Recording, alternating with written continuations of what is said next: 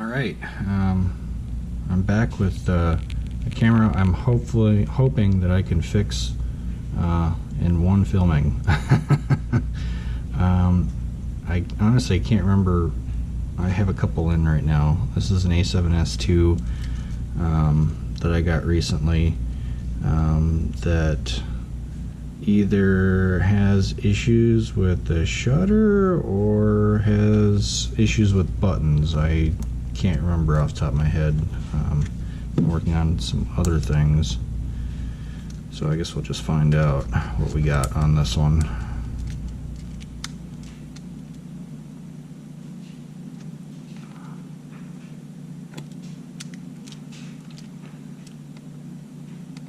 Okay, back button doesn't work. Alright, well, we got our answer there.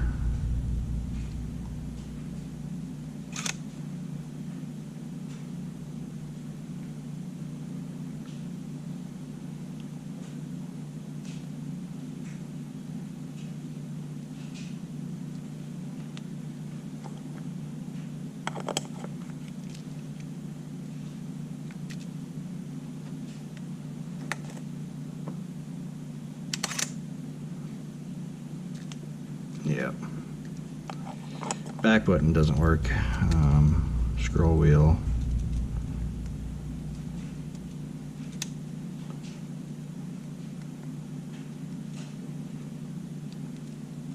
So we got a top ribbon issue, most likely. Hopefully it hasn't been dug into.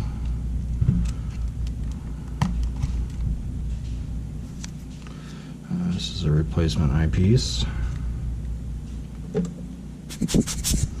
Oh yeah, this is a new GoPro that I'm using. I'm very much hoping that this GoPro doesn't have the problem with it continuously shutting off randomly. It's an older GoPro. I had originally bought a Hero 5 quite some time ago, and I'm able to use the old GoPro Quick application on the computer, whereas now that's not available, it seems. And I don't even know how new of a camera the Quick can use, because I have also a 7 and I bought a 6 just recently to see if I could upgrade, but it appears as if my app only recognizes the 5. I don't know, it's really kind of a strange thing. So I just bought another 5 after I had bought a 6 to see if I could upgrade. This is weird, it's kind of stuck.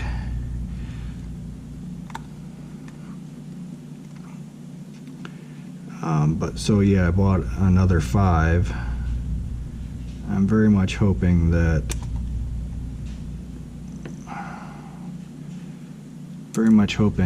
I can not have to stop in between, or have it stop while I'm filming, because it's very, very annoying when I have to restart and repeat myself, etc. I was originally hoping that the problem was with the memory cards, you know, hitting a bad sector and stopping. But after I bought another memory card, it continued to do the same thing. So I don't know if there was issues with that version of firmware. Actually, no, I never had that issue up until recently, and it might be, you know, it might be because with my setup here, I have it plugged into a power adapter, and a lot of the GoPros, or how I used to use GoPro, is you would have it off and you just hit the record button and it would turn the unit on and start recording immediately. You'd hit the record button again and it would stop recording and turn off.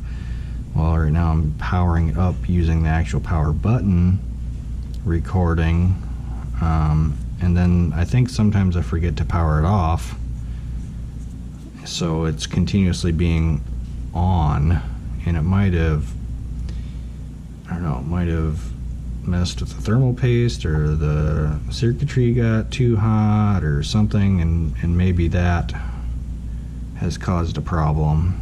Oh, that's weird. That's got kind of a crack on it there.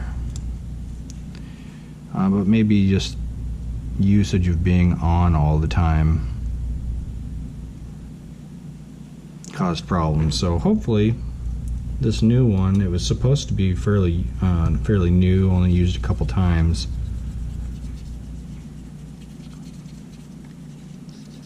Hopefully this has got low usage time on it, and it will not have the same problem.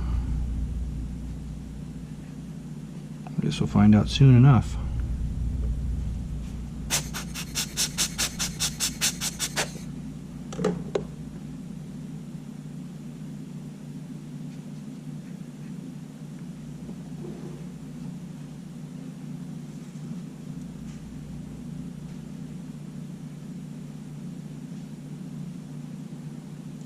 This was very dirty. It's a lot better. Still not perfect, but doesn't need to be perfect.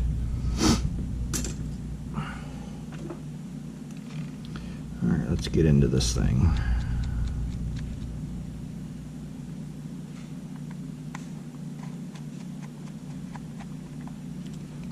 If this GoPro doesn't have any problems, then I'll just keep the other one for parts, I suppose. Which I haven't really worked on GoPros much, but hey, you never know.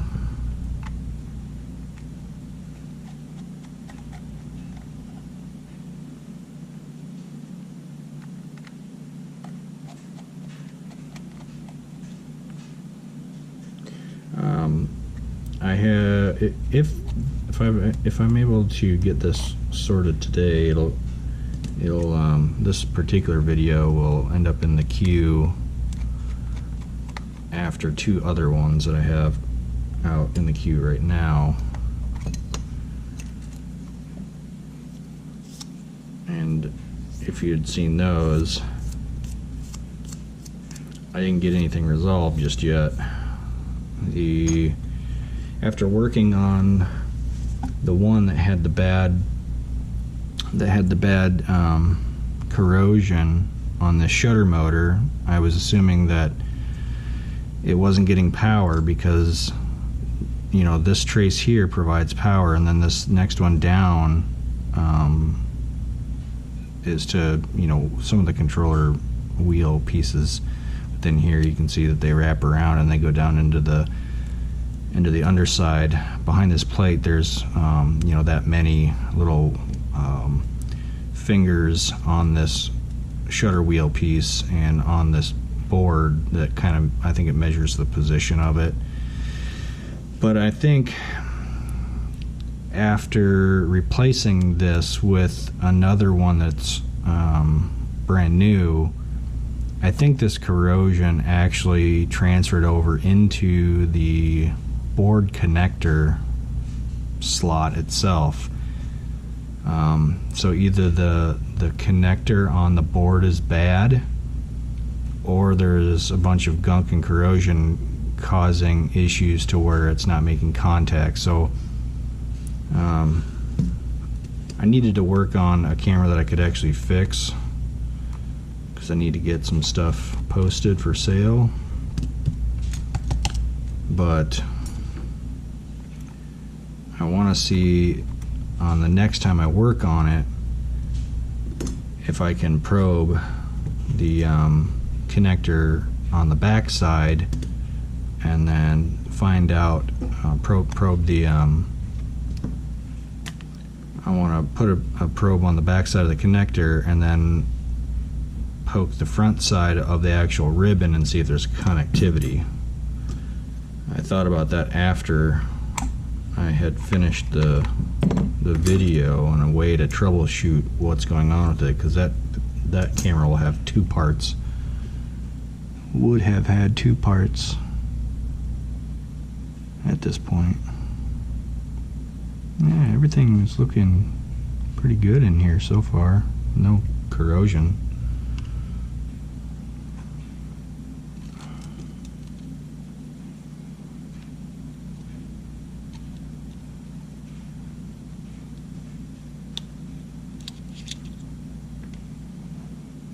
Oh, that ribbon's a little cockeyed. Surprised there's no problems with that.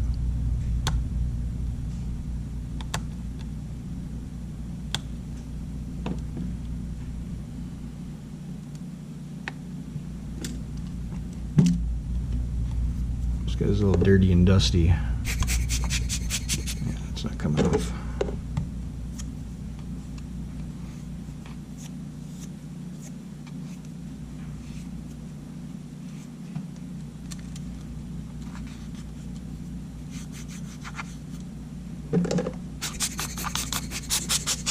Oh yeah, a lot of dirt and grime. Now I'm getting some light on this thing. I had to do some light cleaning on this.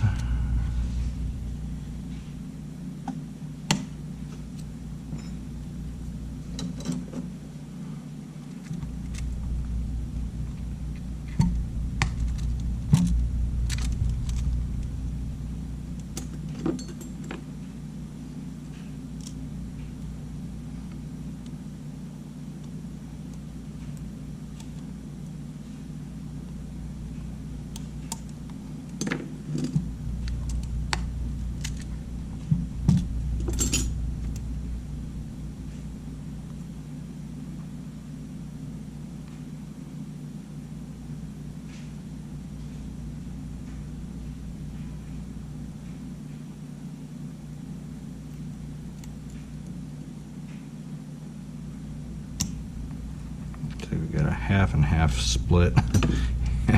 Half stuck with the bracket, half stuck with the cable.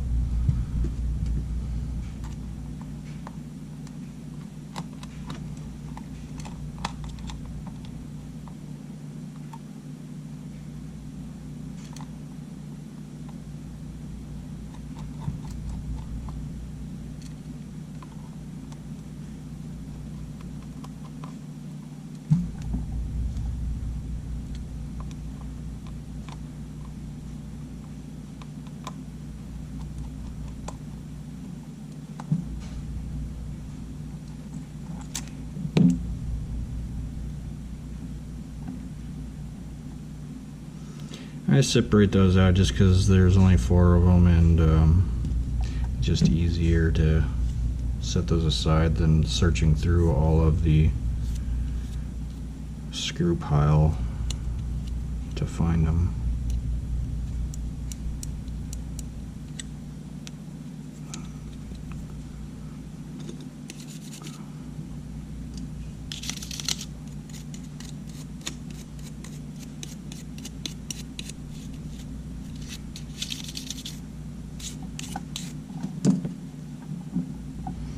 Got a screen protector on it, so that's nice. That panel will be nice for a while.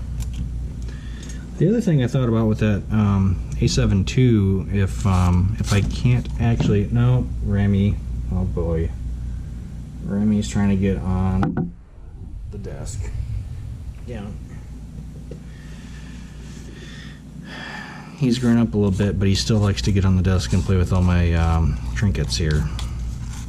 But the other thing I was thinking about with the A7 II that I made 2 videos on, if I can't get it to work with the shutter motor, is with the error on screen, I can at least utilize it to validate if any of the other panels that I have around here, we got just some random panels still from other cameras. I actually forgot where some of these came from over in my long-term storage area, on where they came from and whether they even work or not.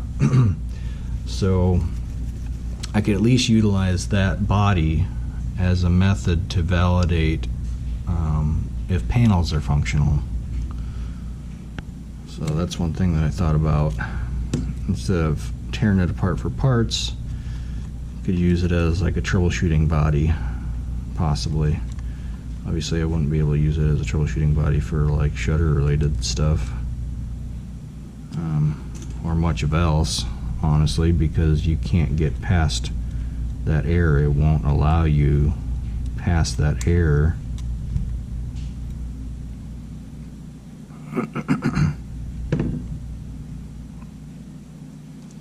But it would be good for LCD panel troubleshooting. Yeah, these screws are quite gummed up.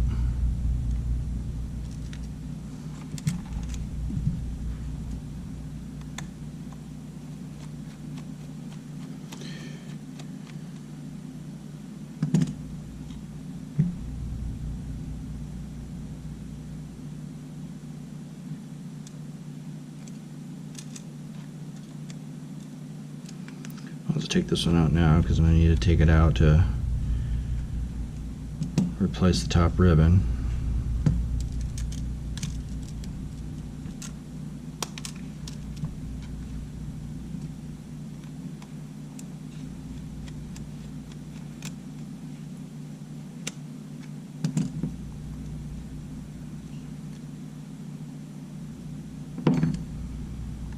And the screw that likes to get sucked back in by the magnet. This damn thing.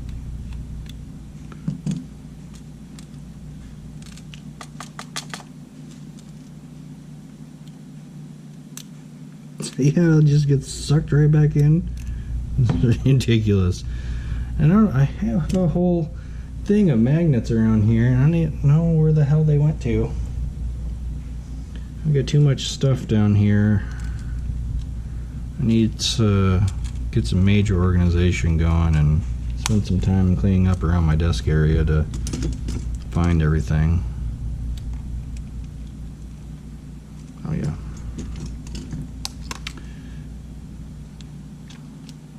Well, at least I turned it off.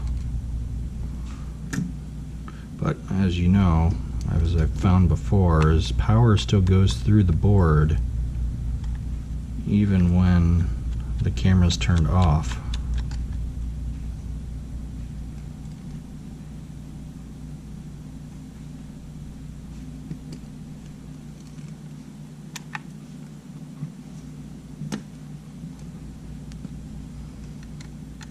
Let's take this one out.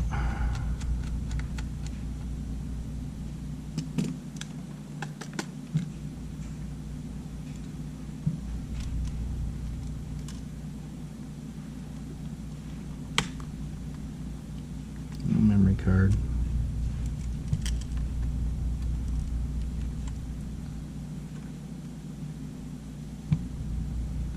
Yep, got some gunk around the seals.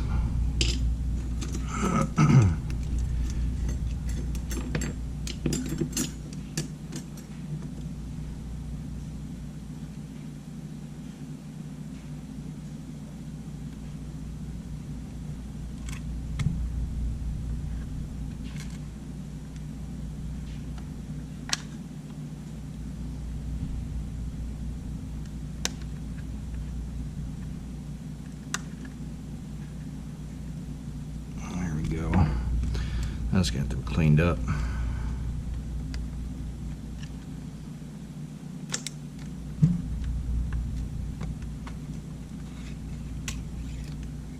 Yeah, I'm gonna have to clean that up. Let's do it while we're going, I guess, huh? Maybe.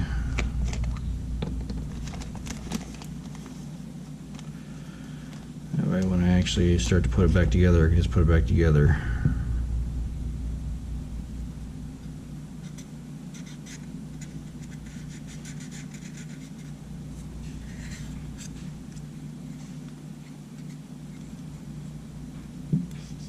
Let's do a little trim maybe on this. Over time, these edges, oh, that's a dryer, these edges start to swell out a little bit and they cause a rubber friction.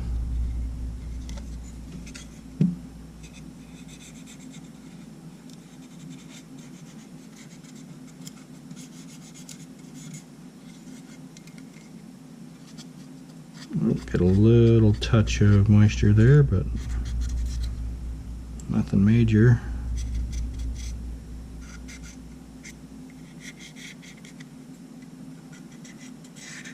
The first moisture I even see on this so far.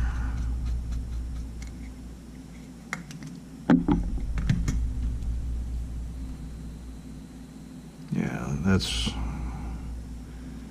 where all of the stiction is.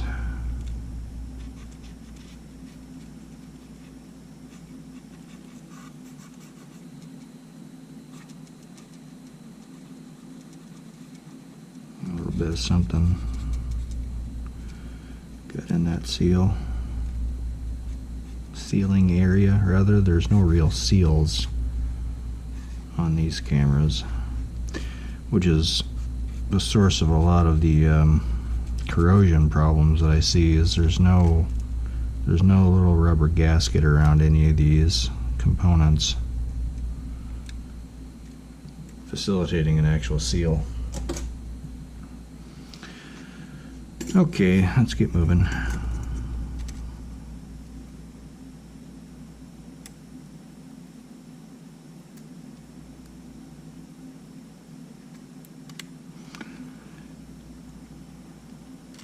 I know I've seen videos where people just leave this on the frame here, but I prefer to take it off myself.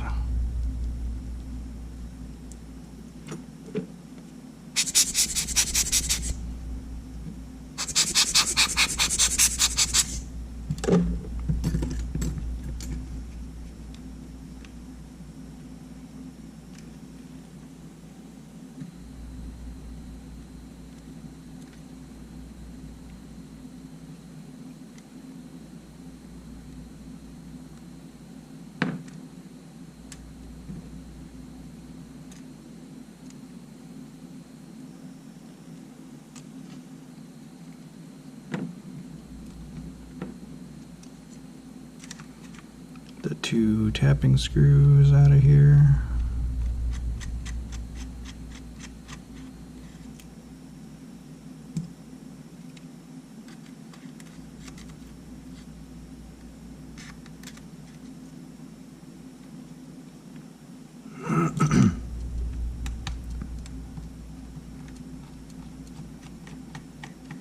I thought I was going to have an A7 II sold, but the guy didn't want to make the drive, unfortunately. Other than selling these on eBay, I do also have them listed on Facebook Marketplace. With Facebook Marketplace, obviously you don't have the fees, etc. to have to worry about.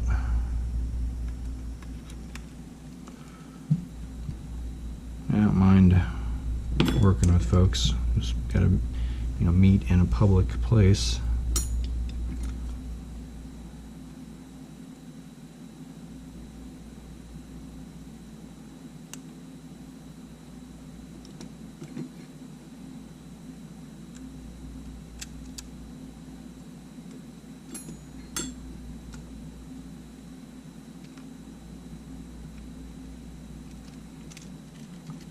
This camera doesn't look like it's been taken apart before. We've got our plastic shield seal over here that is in place. Come on now.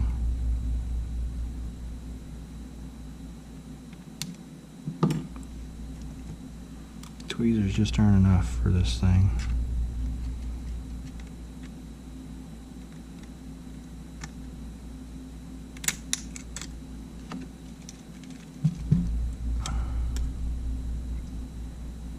I think this is little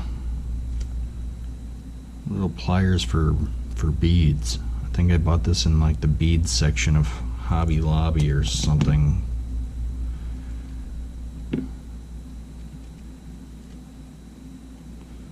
I I just like to wander through stores and find stuff that I think is useful.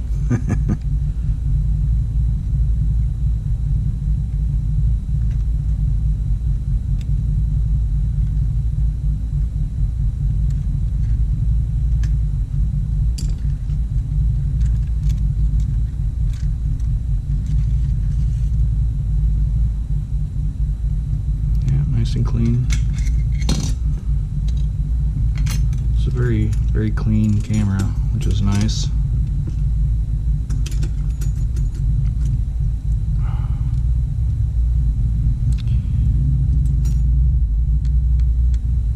Clean examples, corrosion wise, seems to be, you know, few and far in between.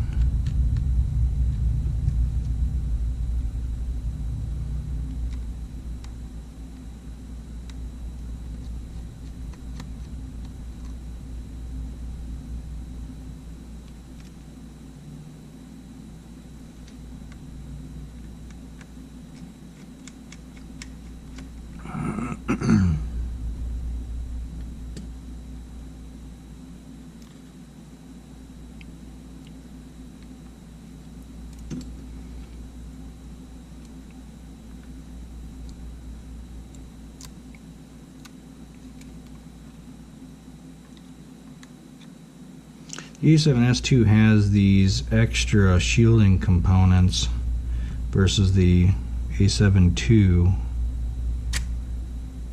has these extra pieces of tape on here.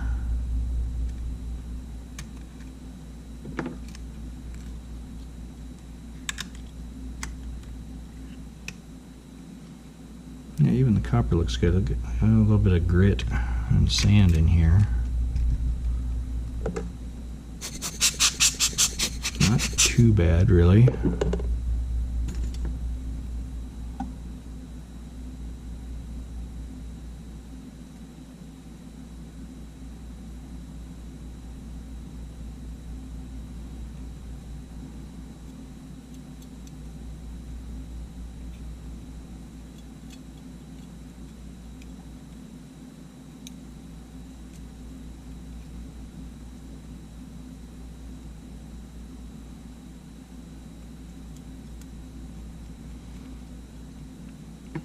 Clean up that grit where I can.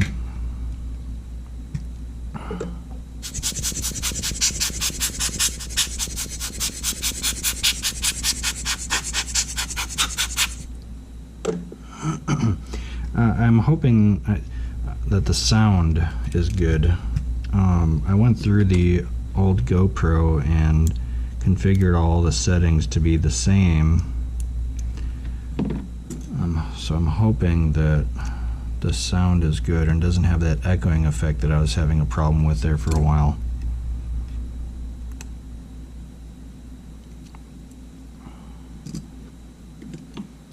So if it's echoing right now, I apologize. I don't know that it's happening. I will find out when I go to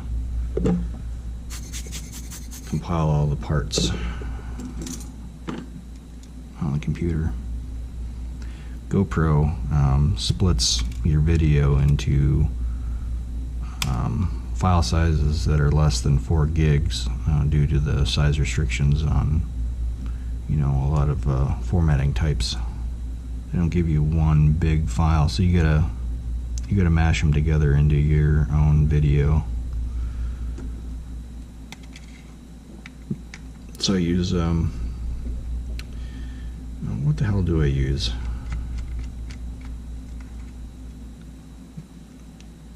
No, I don't even, off the top of my head, I can't remember what it is.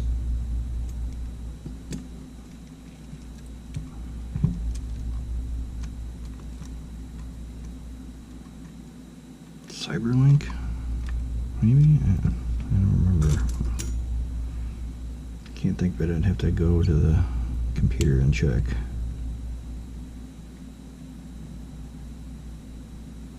But I do need a new laptop. I've got an old ASUS laptop that I'm using that I put a terabyte SSD in a while back, but it just doesn't have the processing power. It's 5-6 years old at this point.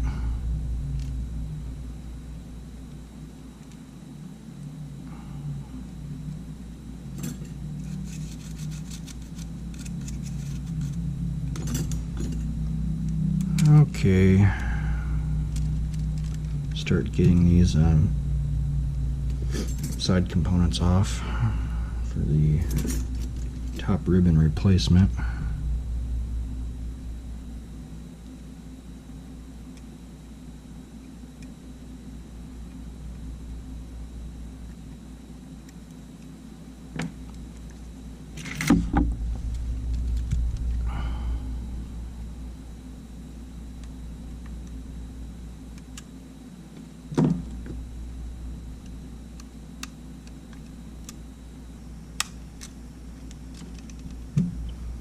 It's actually been a little while since I did a top ribbon replacement.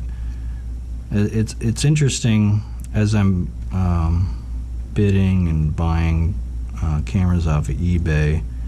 It seems like I get like strings of similar issues. Like some of my past videos for a little while was top ribbons, and then it moved over into shutter related or IBIS related issues with the camera error on the screen.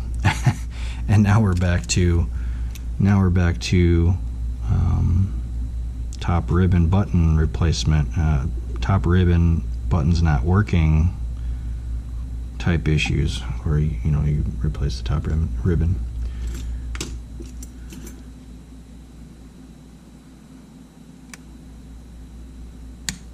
In a way, it's kind of nice flipping back and forth,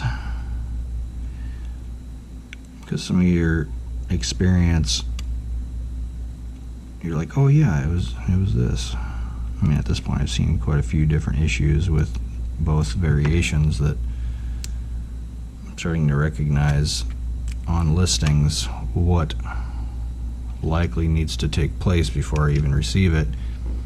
But then you've got issues like that last one where the camera error was in play, but it was due to water corrosion on this connector here. Yeah, see here, you can see the back metal connectors from the slot connector to there, and there's enough room. You can see that there is enough room for me to get my pick in there. I'll just show you. So I'm going to have this on conductivity mode, and then it's just going to register conductivity, and just as you would check some components for functionality. What I want to do is any of these kind of go to the power. See, I'm going to take a look at these and see if they go through.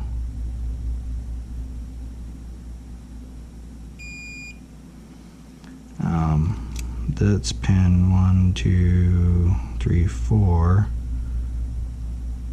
I don't know if all of these, I don't know which one is for which. It might be this one. Shove it in between the two. See, I got connectivity, and I got connectivity. So that's exactly the procedure. It's exactly what I'm going to test on that other camera. And then I'll find out if there's connectivity between this ribbon and the board. And if there isn't, there's corrosion issues with the pin strips in this connector. And if that's the case, at the moment I don't have the professional capability to remove this. I do have a setup for my soldering iron for hot air, and I've seen plenty of videos from like Northridge Fix on him doing it. Obviously he has a microscope. Let's take these screws out. He he has a microscope and it's easy for him to see the small components. Right now with my setup, I don't have any of that. I'm doing everything by plain sight. I have replaced some small SMD components on the A7 and the A7 II, namely the LCD fuse. So the LCD fuse on this is this tiny little component right here, this little guy. I don't even know if you can see that very easily, but it's this component right here.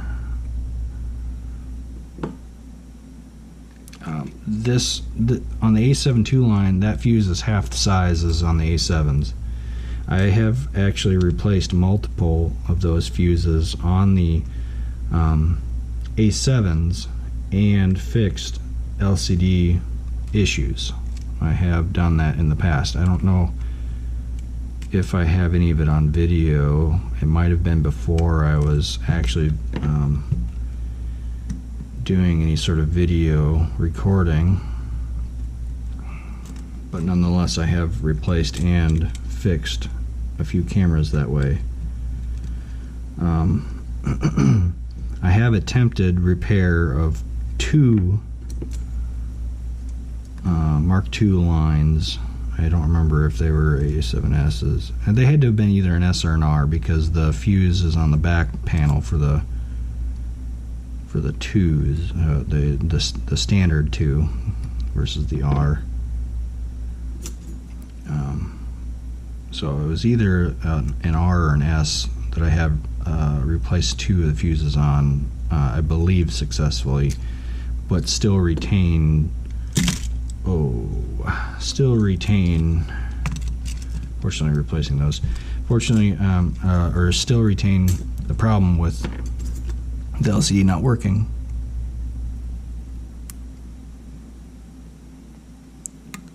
So I don't know. On a couple of those, I wasn't sure if it was an LCD related problem. I think, actually, now that I think of it, that's where I think these panels came from. Is I didn't know if they worked. I didn't know if the panels worked. I had no way of knowing, because originally that fuse was blown, and I don't know if it was blown because of some other problem on the board, or if it was blown because of the LCD panel, which, come to think of it, if I utilize the other camera as a LCD panel tester, very well could blow the fuse on that, but at least I would know that that was the cause of it and replace the fuse, which is tricky, honestly, but regardless. Oh, we've got good sensor mounts.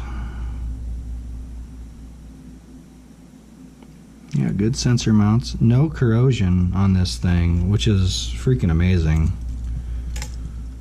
I'll probably end up, if the shutter count is low on this, I'll be listing this one a little bit higher. It is a nice example.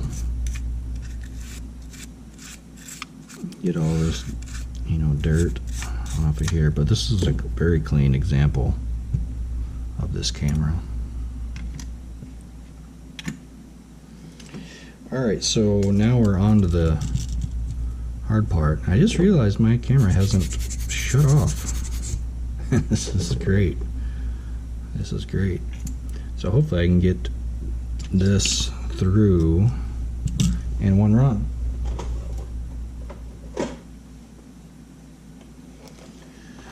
And dig into my parts stash here. I had ordered a bunch of these ribbons, prior to the tariffs, because I didn't know what they would end up costing afterwards.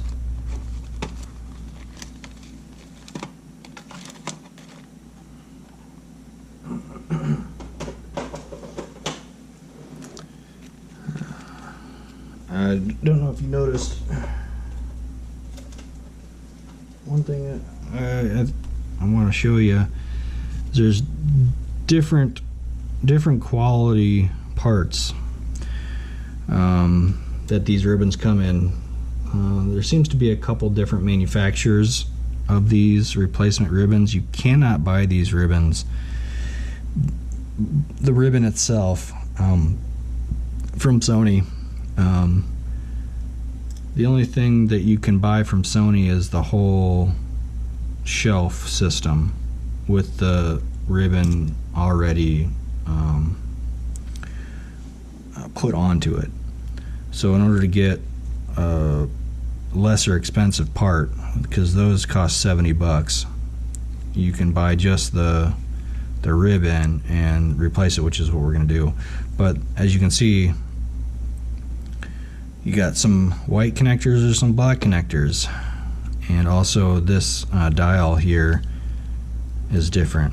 So this cable is the lesser quality cable. It's cheaper, but the thing is how the listings work. They might show this one, and you might end up getting this one.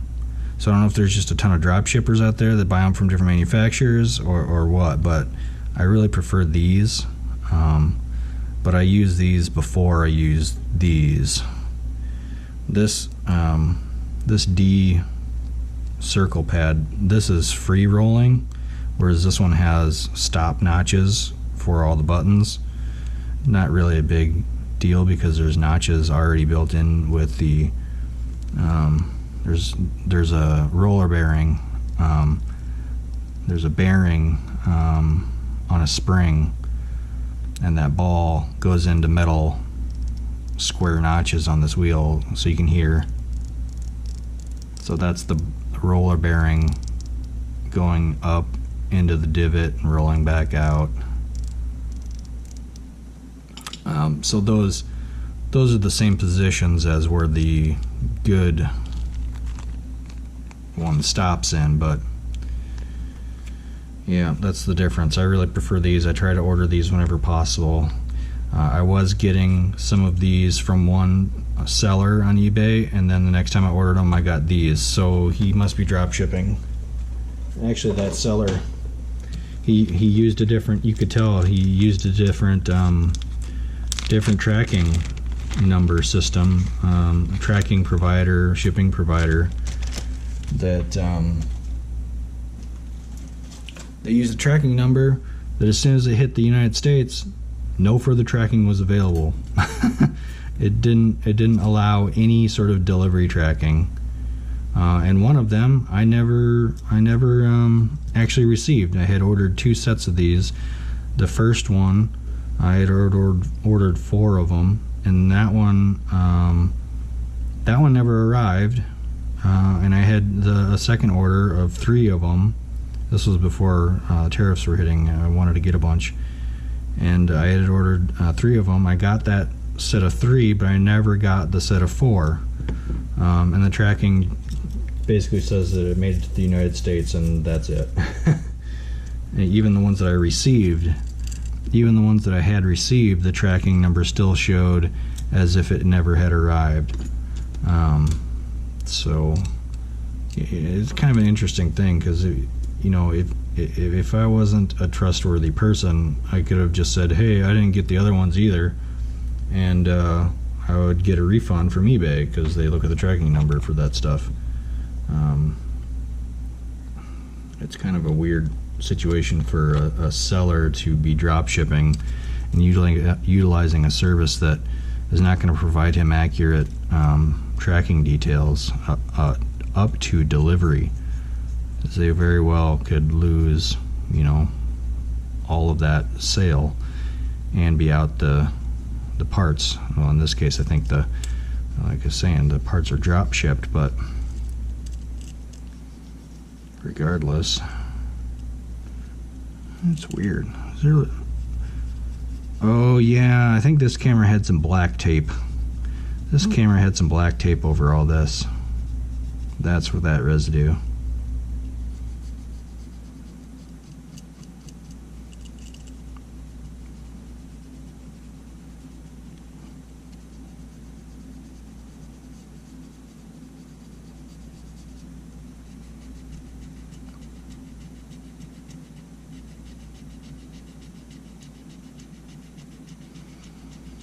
Yeah, I always seem to come into weird shipping problems.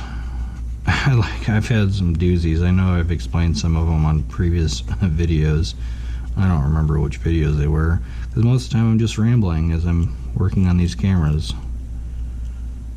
I'm just filling the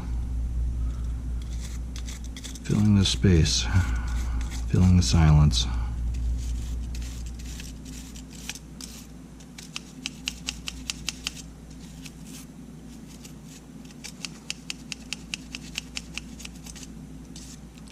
Because I'm, just working on this how I normally would. There's when I edit these things, literally I make no changes pretty much. When I was having those issues with the camera continuously shutting off, and I had to repeat myself a million times, in some cases where I remembered, I would shorten that clip and remove me repeating myself a million times. But otherwise, if I say something dumb, say something stupid, make a mistake, it's in the video. I don't know if that's a good thing or a bad thing, but low effort on the actual video piece of it. I'm just glad that this thing, knock on solder mat, that it is not shutting off on me.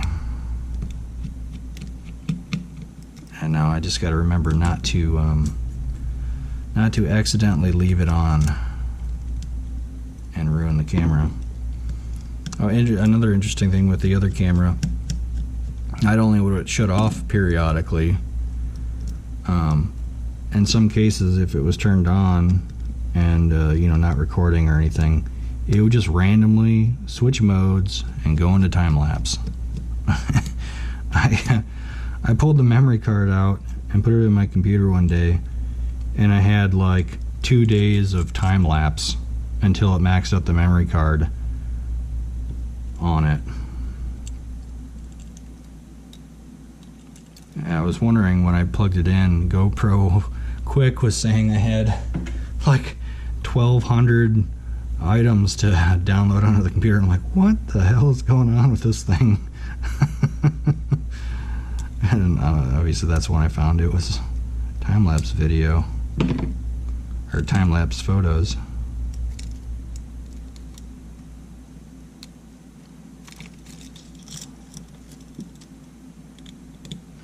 I've done quite a few of these top ribbons so far. Hopefully I'm able to do this one fairly quickly. In some videos in the past, it's taken me 45 minutes just to get the top ribbon in place on this tray. I'm hoping that I'm remembering all of the intricacies and can do it fairly quickly.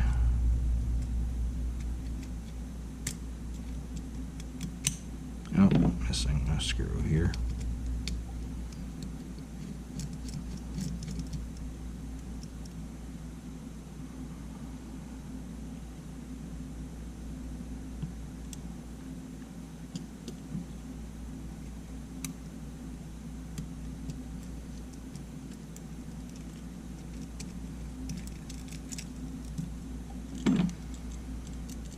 Yeah, this thing is really clean.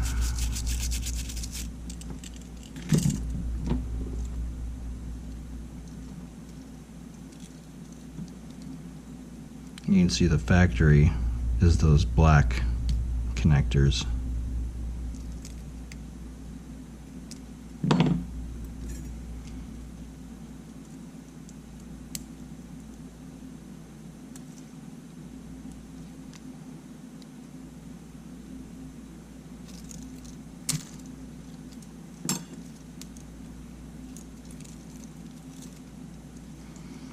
Do need to take a couple pieces of foam. These are parts that I don't think you can order, these little foam pieces. So you need to take them off and reuse them. They've got enough stickiness to where they will be able to be reused.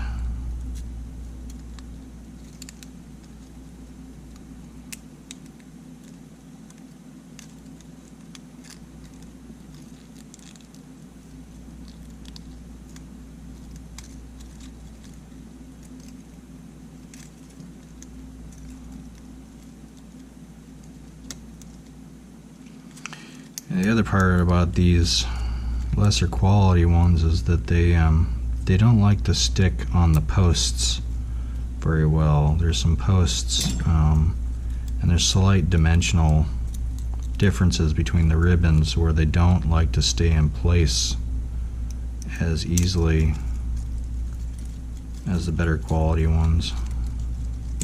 So this is the only thing. I mean, $70 and you get a plastic tray. It's not like it's not like the A7 ones where this plastic tray actually contains the shutter mechanism button that is plastic welded together, and you have to have that tray for the shutter button if the shutter button is non-functional. In that case, you do have to, you know, order the whole thing. Whereas this one, it's literally just a plastic tray, and you put the ribbon right on top of it. So to me, there's multiple reasons why I order just the ribbon itself. It's just more cost effective, especially when you're talking about eBay fees, both on the buying end and the selling end.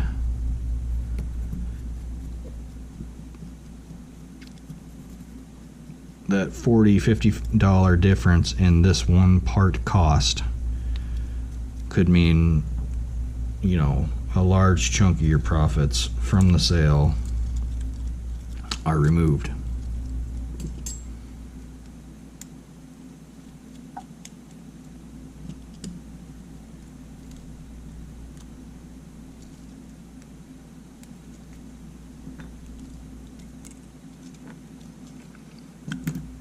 And then this other pad here, this plastic square pad, I need to use that, but I'm going to just set this aside for now.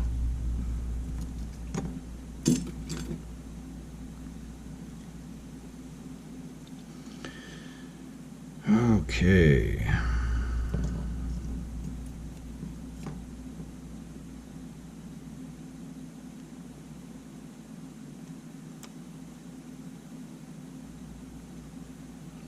Okay.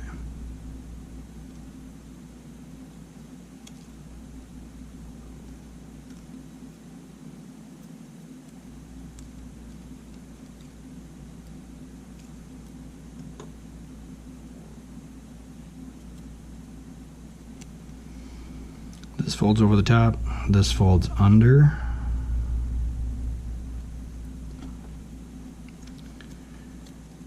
This will provide a lot of the support that you need when putting some of the other tabs in place by getting this large ribbon stuck there.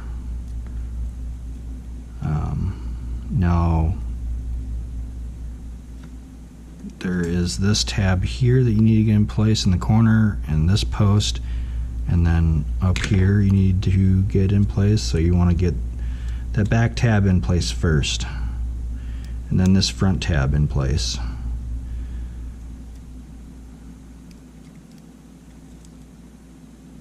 Pretty sure that,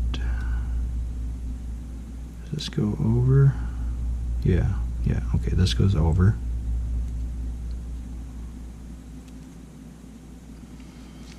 Now this goes under this tab here, and then these two posts have to go on these two posts here.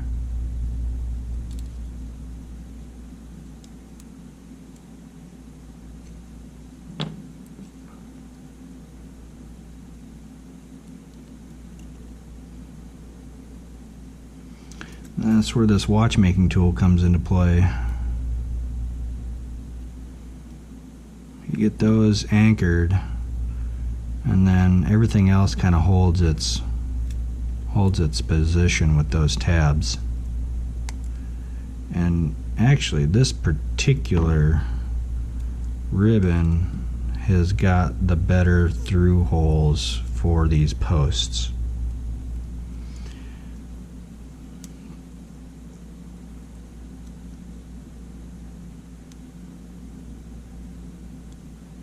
Oh yeah, sorry, I forgot. This has got to go underneath this tab also.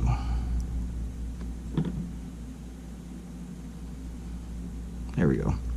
So some of these ribbons, oh, I need to get this, otherwise it's just going to evaporate all off. Some of these ribbons, these posts are just, or these holes for the posts are just huge, and they do not grip at all. They don't grip whatsoever, and it makes this repair process a complete bear. This one is actually turning out quite well. So this is kind of a better quality version of this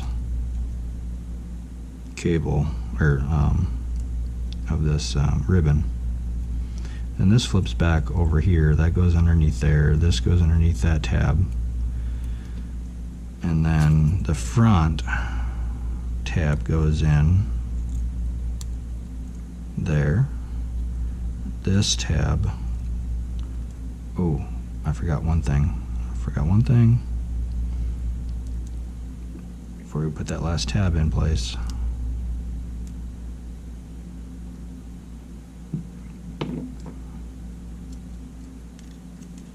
I don't want to rip this. There we go. This has to go underneath. Just like that. And in reality, it might be, yeah, it's probably going to be easier to put the LED in place first prior to nailing that down. So let's take this foam square.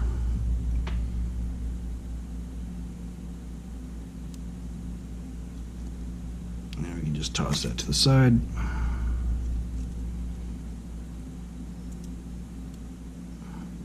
Now be very, very, very, very, very careful with this.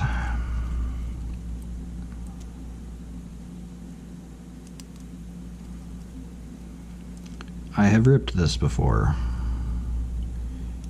Fold it,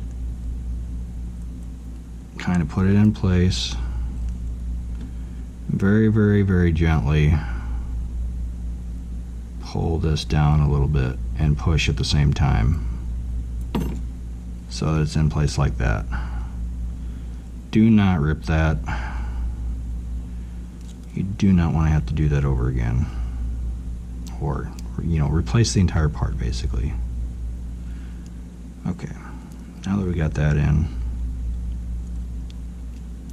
got that under, got that in place, now the top corner can go in.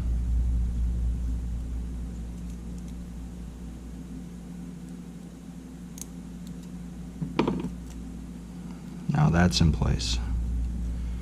Nothing else holding that in.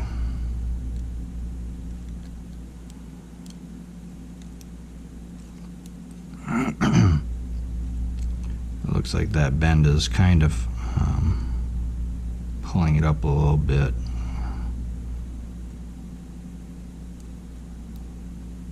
Maybe a tiny bit of tape there would be good, but we'll see.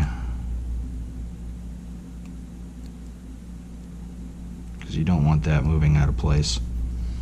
Alright, so now we'll get this backing tape off.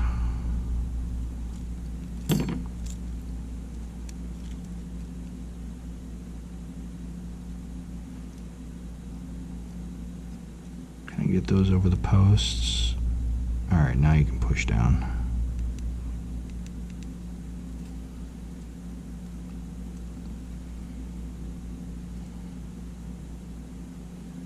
everything's holding good on this one. Yeah, this is turning out well. Alright, so this will, you put the top in the little, under the tabs, and then push the through holes, post holes.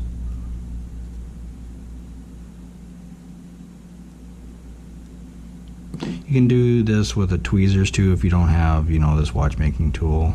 Just be very careful. So I do have all the tabs in still properly. Now this one now will then revert back over to here, clip onto this post, and you pull down. So it makes a 90.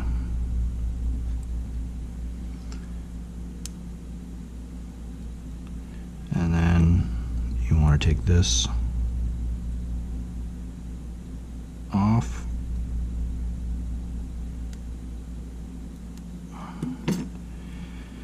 And just make sure that you get this backside underneath that tab. And this tab goes under. And then onto the post. And just don't push it down because you got to line up that post. That post has got to be in place. Alright, once you got that in place, then you can, you know, seal that down.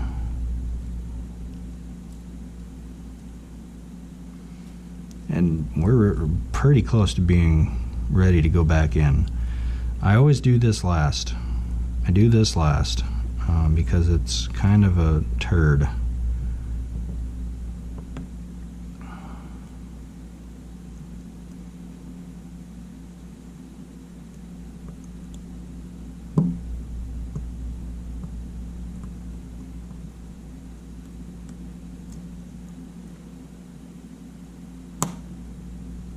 Make sure that sensor didn't quite go down in place there.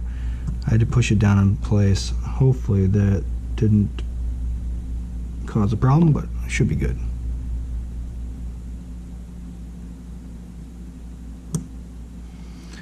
Alright, now we're onto the plastic screws. The plastic screws are the ones that have the bigger, they're the tapping screw.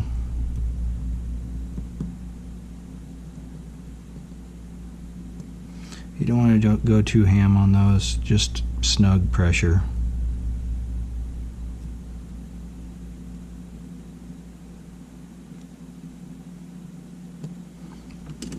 All right.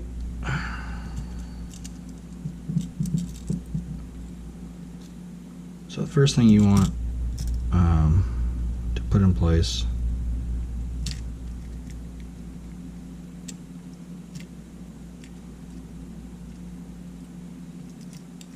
is your wheel, and I'm trying to remember, yeah, this way.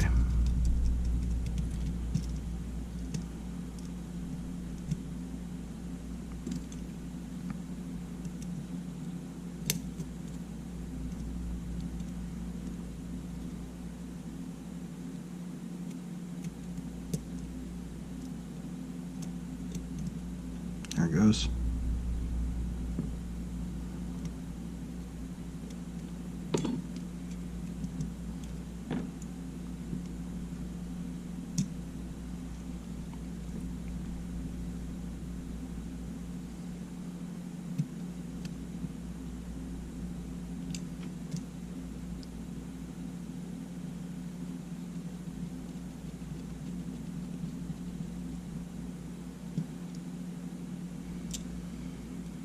Then your fine tooth number 2s on the other side.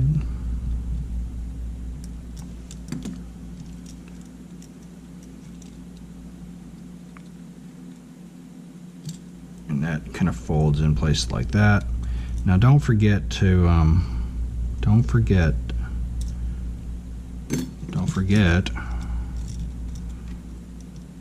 this little foam piece. I forget a lot of times, honestly.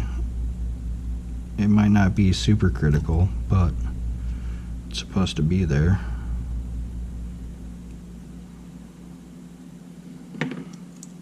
Don't forget, the blue ribbon.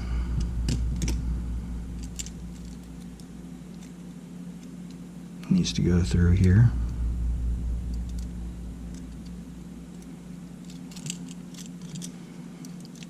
This can be a little tricky holding all these component pieces. Oh my goodness. It can be tricky apparently holding tweezers too.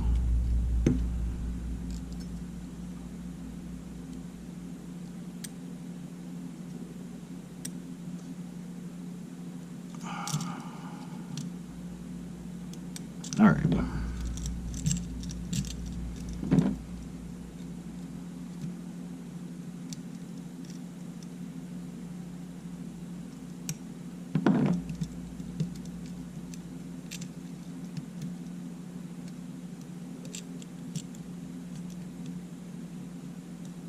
This ribbon goes underneath.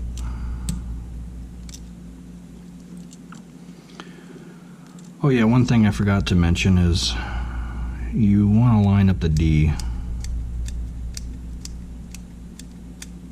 There it goes. If you don't line up that D wheel, this won't do anything, obviously.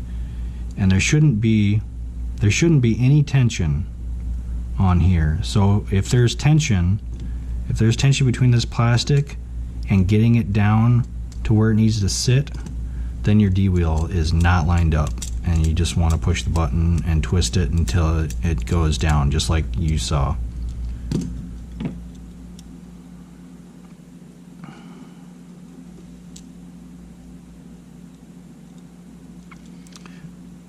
I'm not sure where this screw came out of now that I'm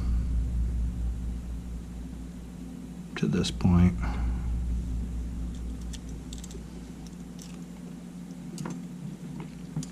This we save till the end.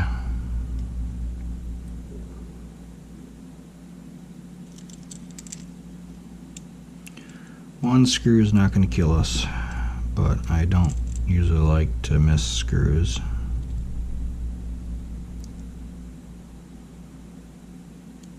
Alright, that's in place. Don't forget to plug that in also. That's a critical piece. Now I do replace these outside screws, and I put them inside. You know, I like the outside screws to be visually appealing, and having them being all nasty from years of use, they just don't look very well, obviously. So I will replace the top ribbon screws with the outside screws.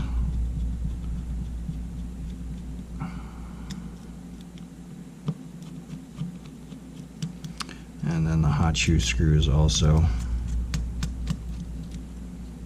About the same number of screws on the outside as there is in these components, so that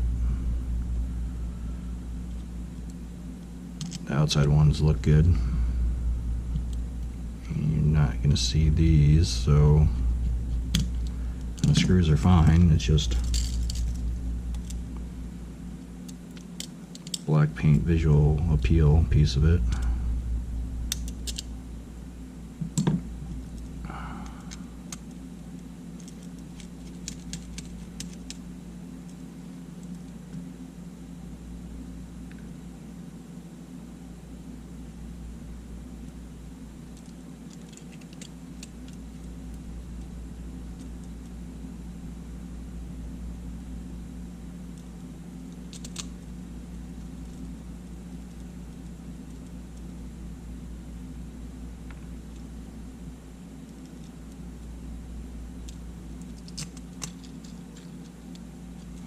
How far are we in?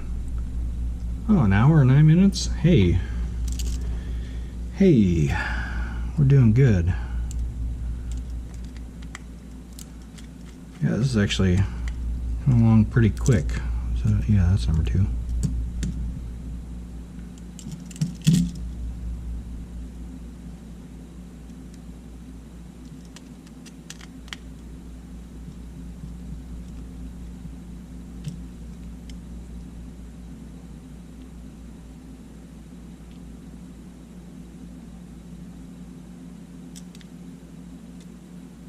Oh, that might be where that came out of.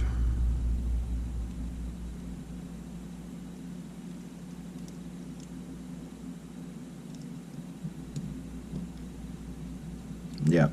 Okay, that's where it is. That's where it was. Perfect. All right.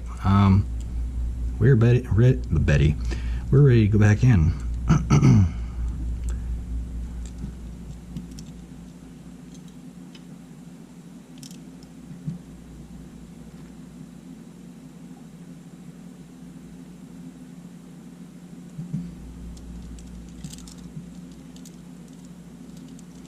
All right, number one. Need to place this.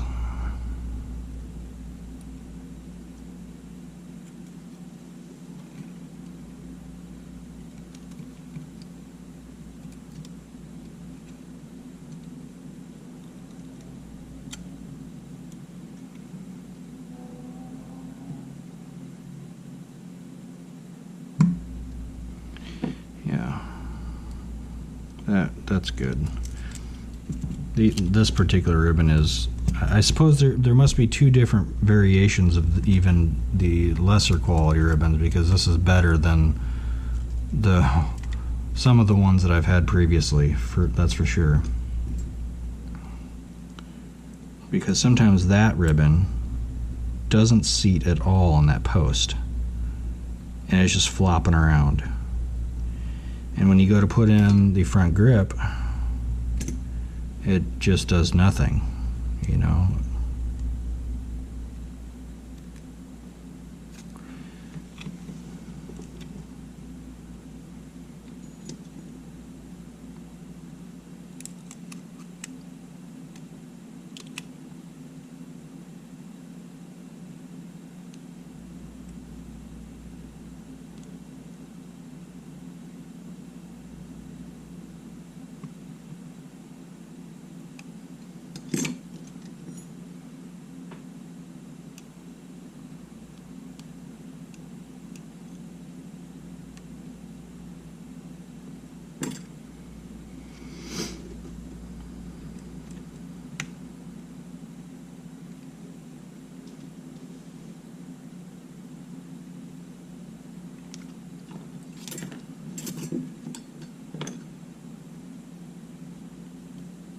On the top two screws for the frame, so I'll hold everything in place.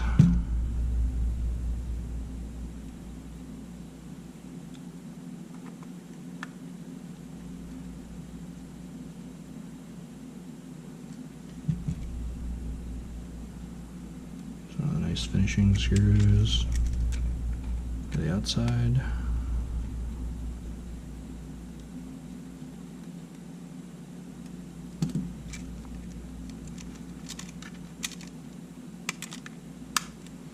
Check that door, make sure it's not messed up, and outside of that lip.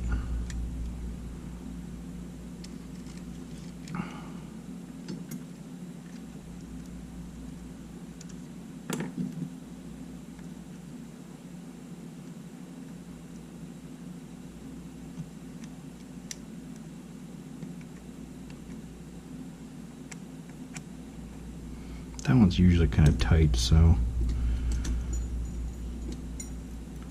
the bit likes to get stuck in there.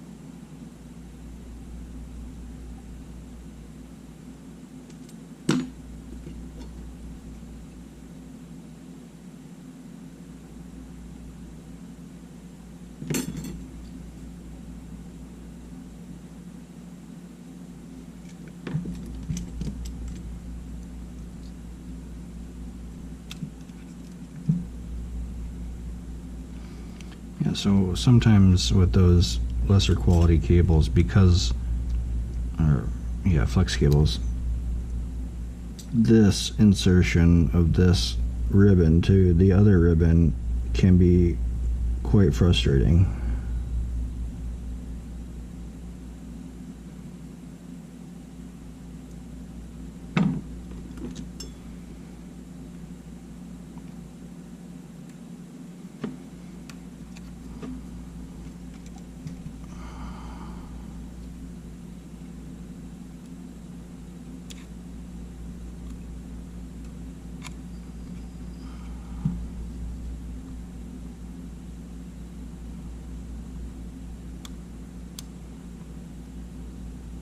New connector, it's a little bit stiff in allowing this ribbon in.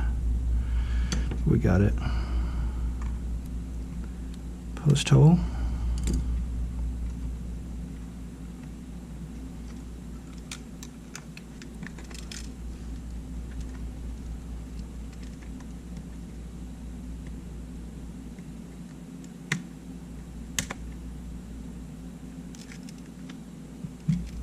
Closure.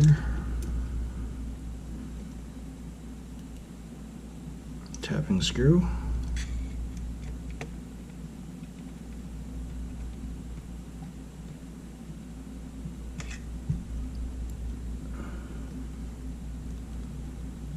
Number 2.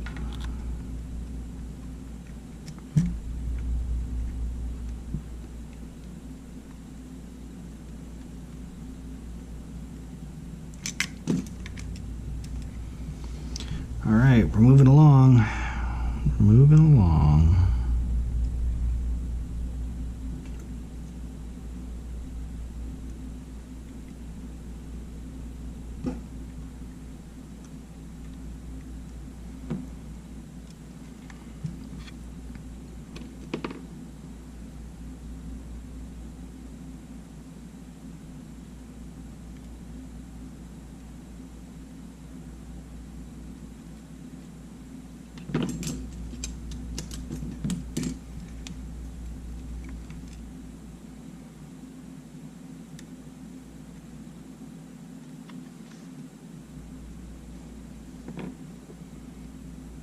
Yeah.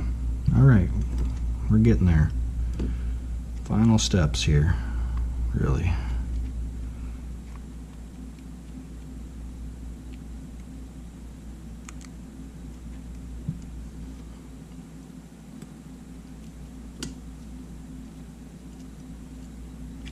Don't rush anything.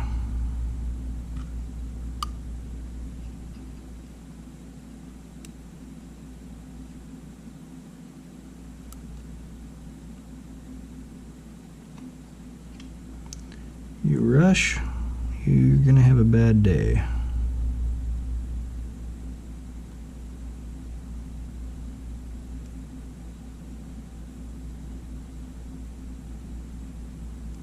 Make sure everything's seated. Yeah, that needed to go in a touch. Looks even. Okay. Pardon my finger popping.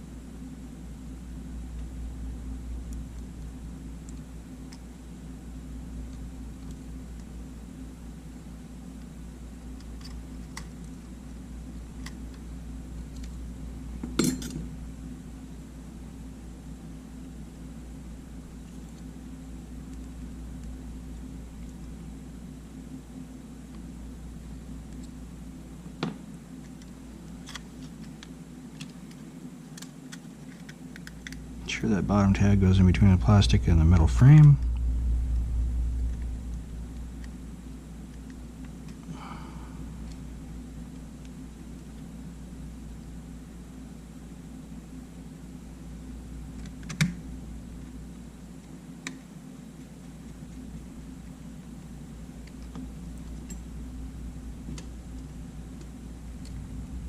I think I gotta go upstairs to get my memory card to test this thing. Okay, yeah, we got the tape here. The tape down here. And we've also got the... This stuff doesn't like to stay in place. Oops, that's the wrong side. It doesn't help either. But this plastic doesn't have much sticky on it. It doesn't really like to stay in place after multiple uses, honestly.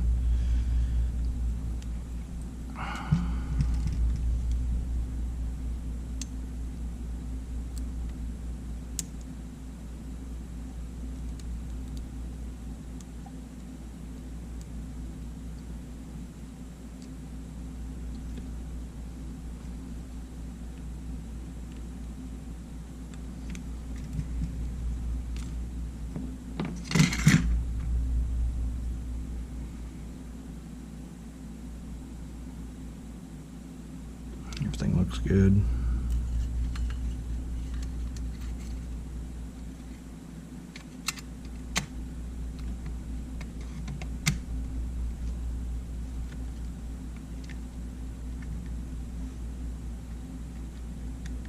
Make sure that goes over.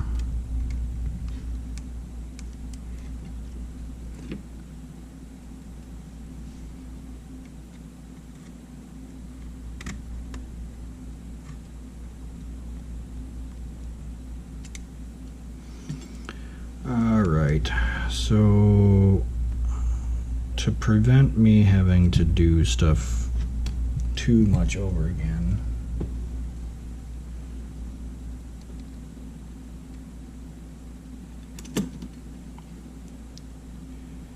I need to test this prior to putting all the rest of the shell back together without the LCD. Without the LCD panel connected.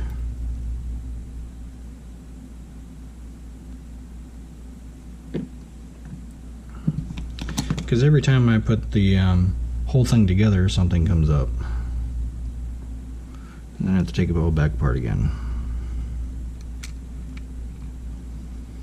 So we're going to test it before putting everything back together.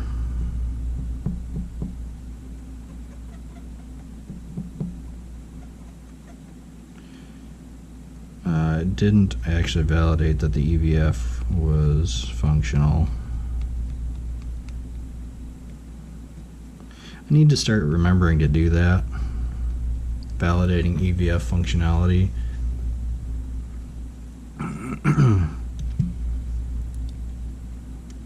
Prior to taking it apart. Alright.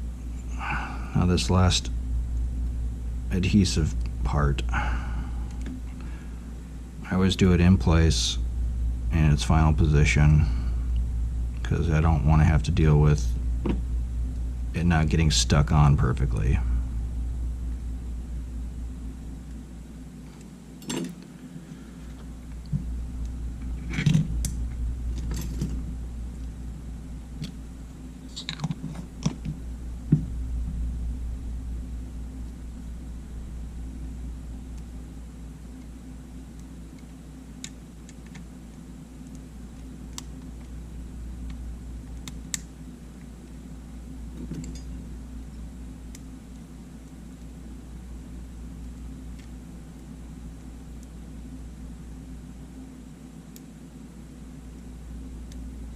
Yeah. I try to not take this off, but sometimes it's just gotta come off.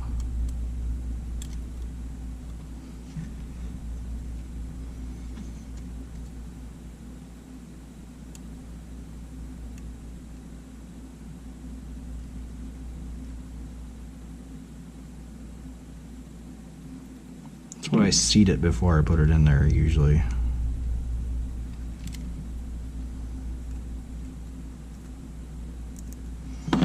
Yep, it's being a bear. Let's get it come off.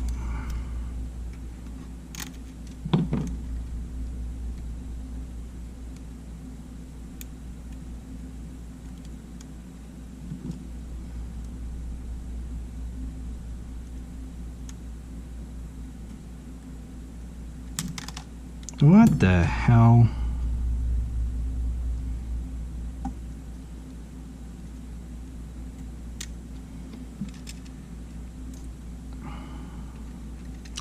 Most trouble I've ever had with this piece.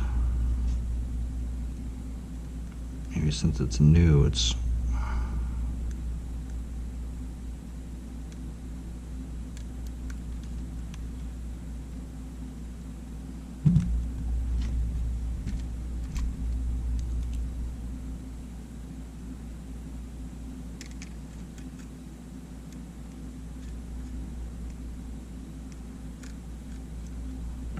honestly, I've never had a problem putting this in before.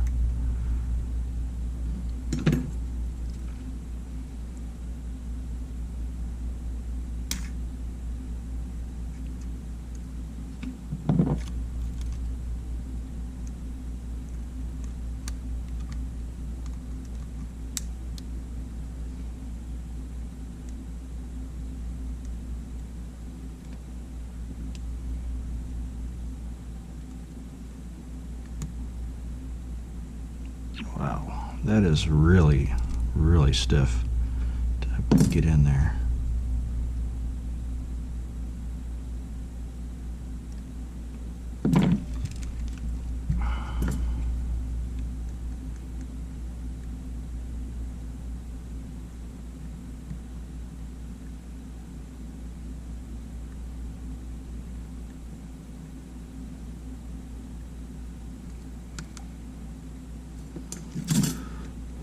Jesus, that is the hardest one I've ever had to put in like that.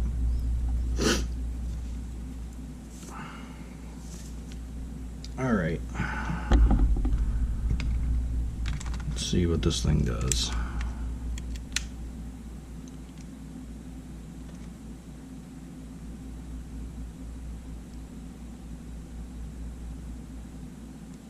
Is it on?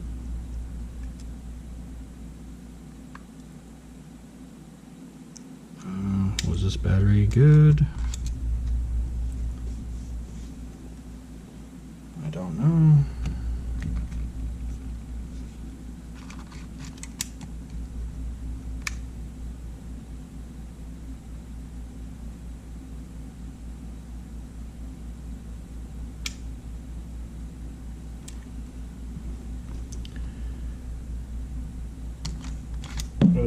Okay.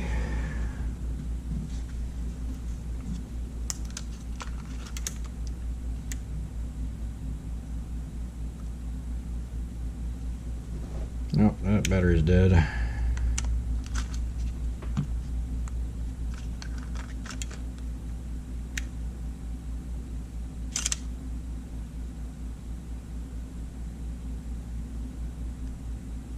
Okay, this has got power.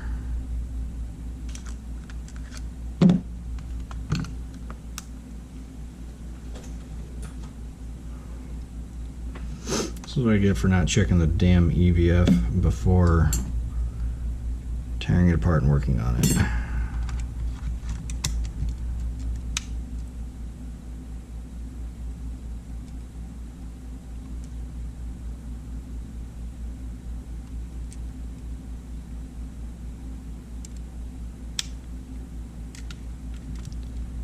Alrighty, I guess I'm gonna have to, might be able, no. Yeah, I might be able to test it with the lens on it.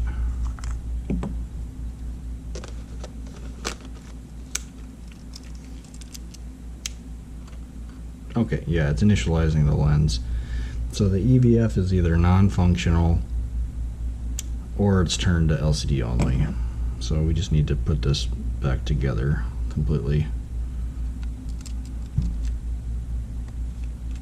we've got power. It's initializing the lens.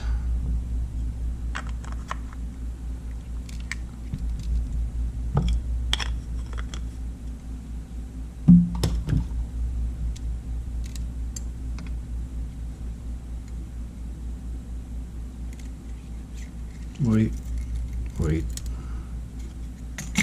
I didn't put the rest of the screws in.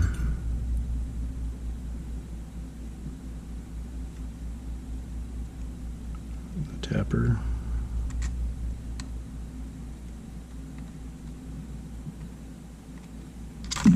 Battery eject. And then number 2 over on this side needs to be in place.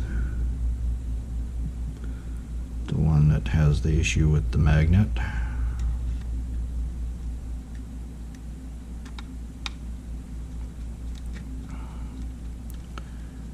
And then also, suppose this could go back on. Hopefully I don't have to take it back off. And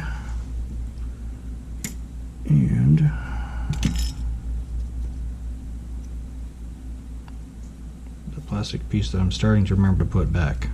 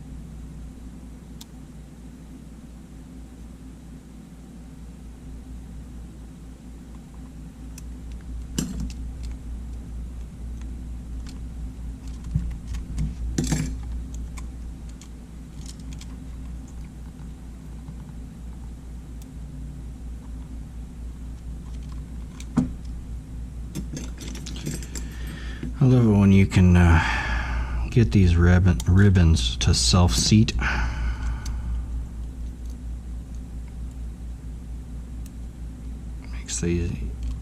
Makes things a whole lot easier.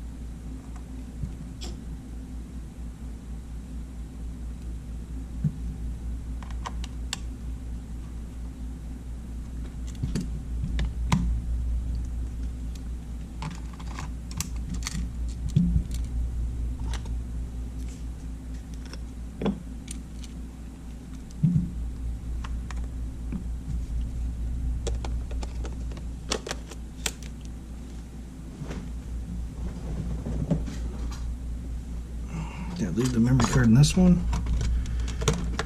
Yeah, okay, there it is.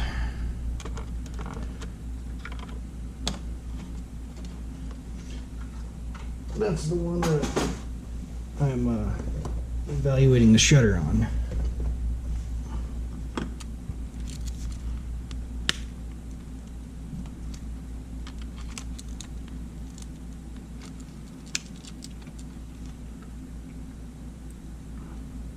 Alright, we got LCD and the buttons work.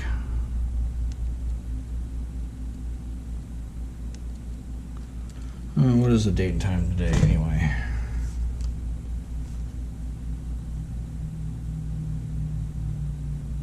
$150, June 14th, $150.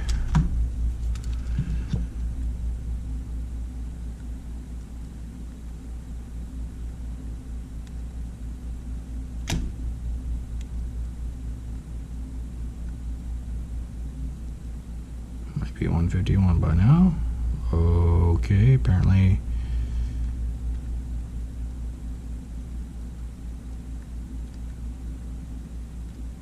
definitely 151 by now.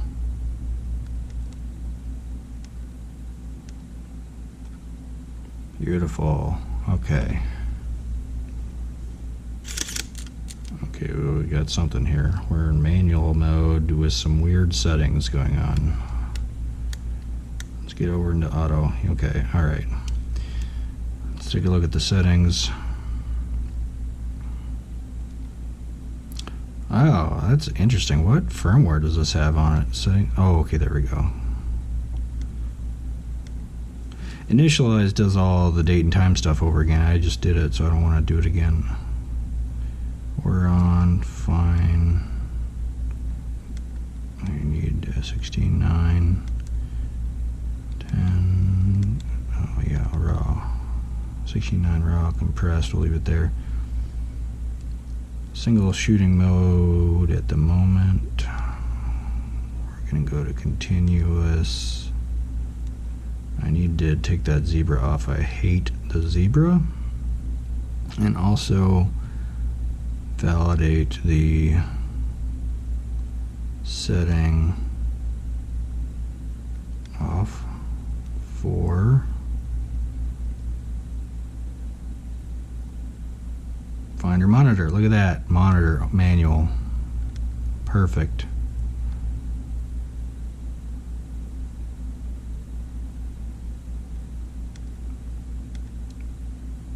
Front curtain shut on.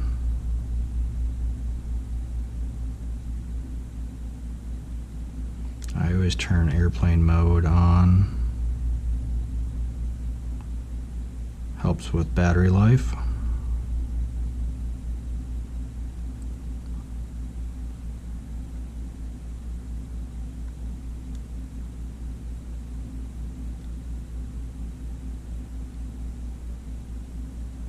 Okay, okay, so shutter is working great. Make sure all our modes work. P, A, S, M, 1, 2. This is video. Make sure video works. Video works. Panoramic mode. Scene mode, auto. Okay, we're gonna flip over to manual. Make sure all the dials function.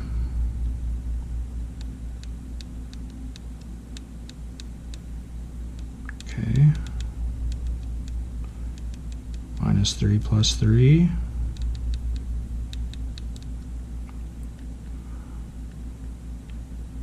Okay, that's working. That's working. All right. We are good to go, sir. All the buttons are working. Review, yeah. All right, perfect. Let's button this up.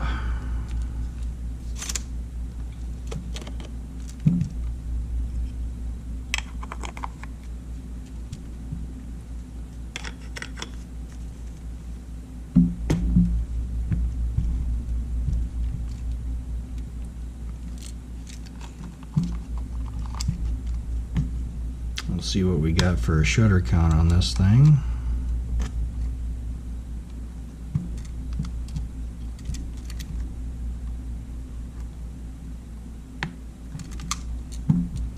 Hopefully this goes in easy.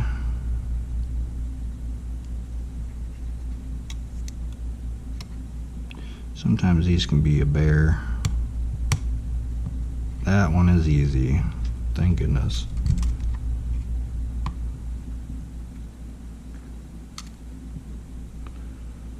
Very, very happy with this repair.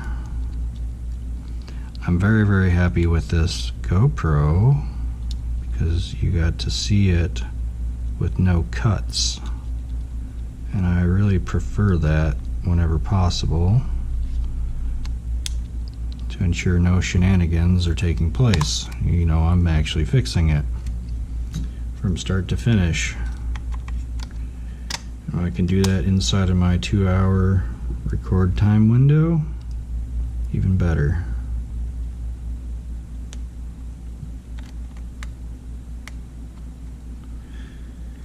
One-part videos are great for multiple reasons.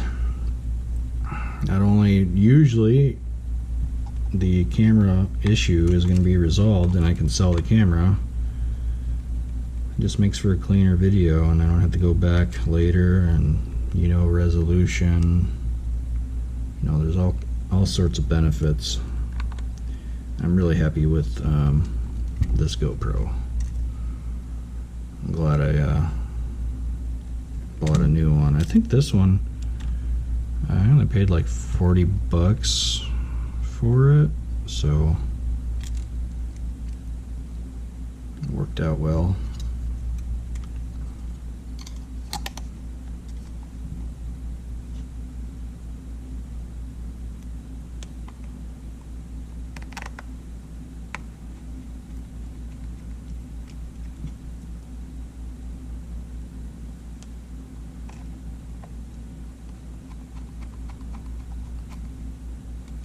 I'm hoping I see a low shutter count on this one.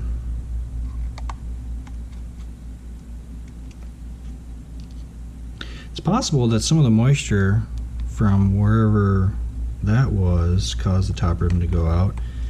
You know, it's really not I guess super well known why the top ribbons go bad. I don't know that I've ever seen a full explanation on why the top ribbons go bad, but I mean, it very well could be moisture related. It could be that some of the components, they just fail on the ribbon. You know, could be various reasons, I suppose.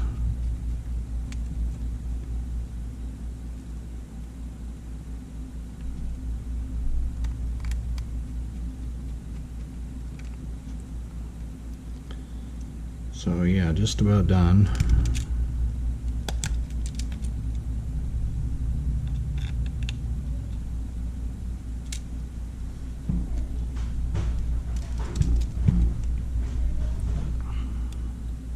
It sounds like the girlfriend made it home. They were out doing yard sales.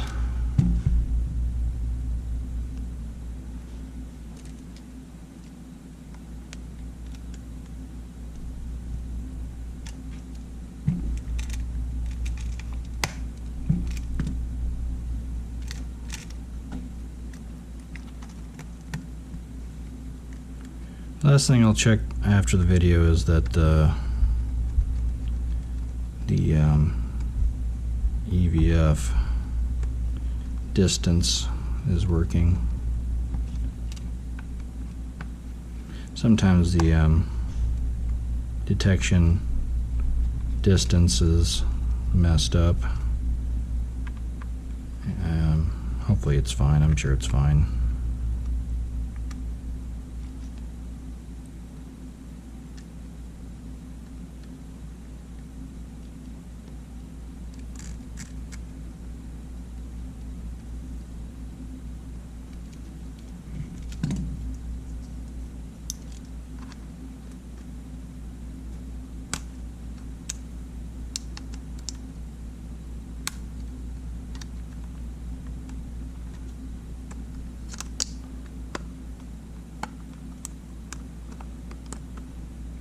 Come on. Be a turd.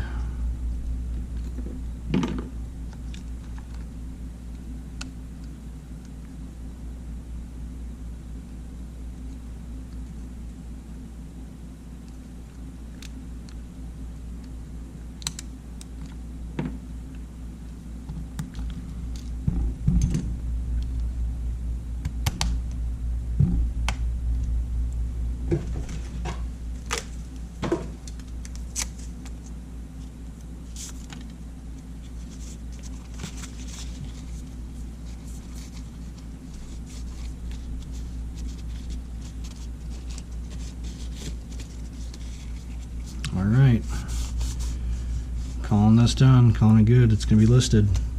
All right, hopefully you thought that was interesting. It's fun for me. All right, take care, guys. Bye.